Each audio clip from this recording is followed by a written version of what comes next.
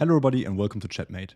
My name is Niels and today I would like to show you the fourth episode of the Paul Morphy series on this channel. In this game, Morphy plays with the white pieces against James McConnell, and it's a rematch after their last game. You can also see this game on this channel. I would link it in the right upper corner. So yeah, let's go into the game.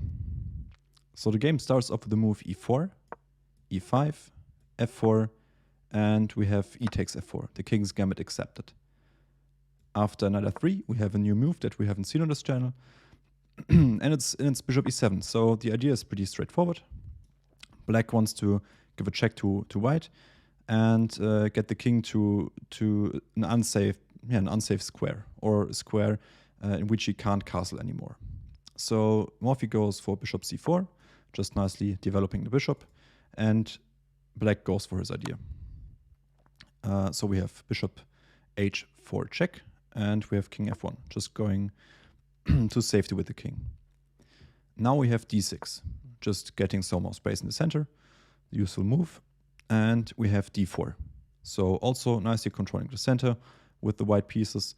And now that the bishop has opened and is ready to take the pawn, we have queen f6, just nicely covering the pawn and also keeping an eye on the bishop, so that knight takes is not possible. And after that, we have e5, just striking the center, and we have d takes e5, d takes e5, and queen e7. And queen e7 is already a slight inaccuracy. Best would have been to go to h6, because there the queen fulfills both her jobs, just defending the pawn, defending the bishop. And now the square is also open for this knight, if possible, or if needed. So yeah, but in the game we have queen e7, and there this knight maneuver isn't possible anymore, and this pawn isn't protected. So we have a problem. It's a small problem, but you already have problems with black.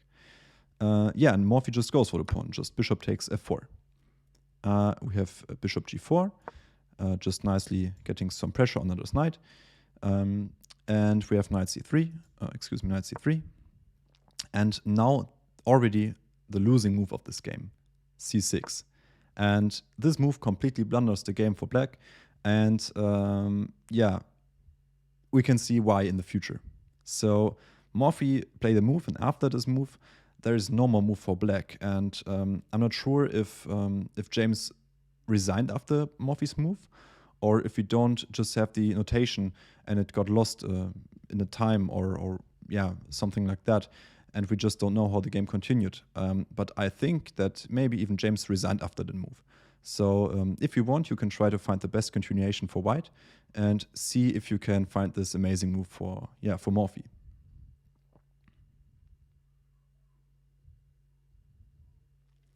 So the best move for white is knight e4, and it's such an amazing move. Before I talk about this move, I would show you what the best continuation for black would have been instead of c6. And the computer gives knight d7, queen d4, just aiming up that pawn.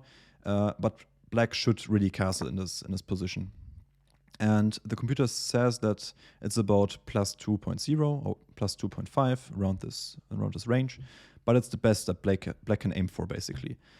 Yeah, but we didn't get that in the game. Instead, we got c6, and after knight e4, black is in serious trouble. So, I mean, what can you even play? Let's say your plan is to go knight h6 and short castle. So let's do this. Knight h6. Then you get hit with knight d6 with check. And here's where the fun begins. So let's say you want to go to d8. Well, then you just step into knight f5, and you have a double attack on the bishop.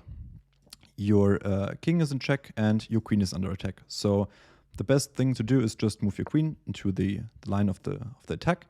But then you just lose your bishop, and yeah, you're just down a piece. So actually, your best try in this position is to go king f8. And after bishop takes and pawn takes, we have queen d4, just nicely centralizing the queen and going for this bishop.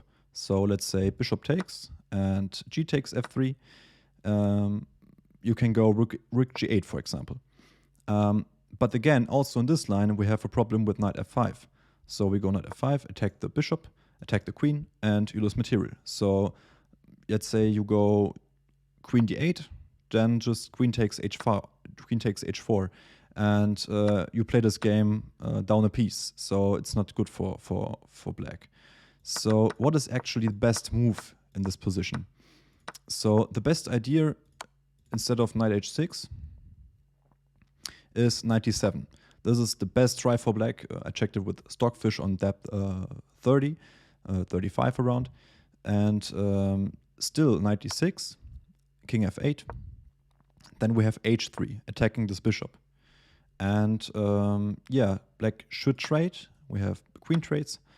So bishop takes f3, queen takes f3.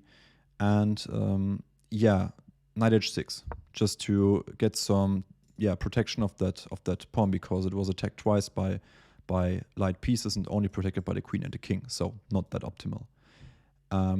Here we can just increase the pressure with queen h5, just going for that weak pawn. And in this position, Stockfish already wants to give away some material. Stockfish claims that knight takes e5 is the best move for black, and that black should really play this position and yeah, go for this middle game and yeah, just be down a piece and hope that white makes some mistake. That is the best that Stockfish can find in this position.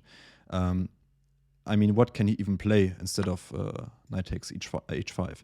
Let's say you just want to activate the rook and you think, hey, this g file might get open. I just play rook g8. Then just g3 and your bishop is trapped. So it can't go here, it can't go here. You just lose. So it's just amazing to see that just such a simple move, c6, completely blunders the black's position, and you get this strong knight on d6. And Morphy really shows his positional understanding of the king's gambit and of this game. So yeah, I hope you enjoyed this little game, and I see you in the next one. See you.